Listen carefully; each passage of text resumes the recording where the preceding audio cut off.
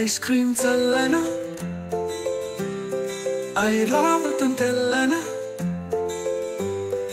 5,000 చేతికి ఐకమత్యం మంచికి 5 పైసలు నాకు 5 ముక్కలు నీకు.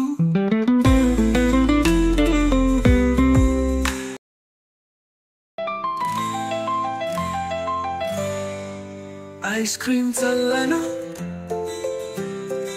ఐరావతం తెల్లన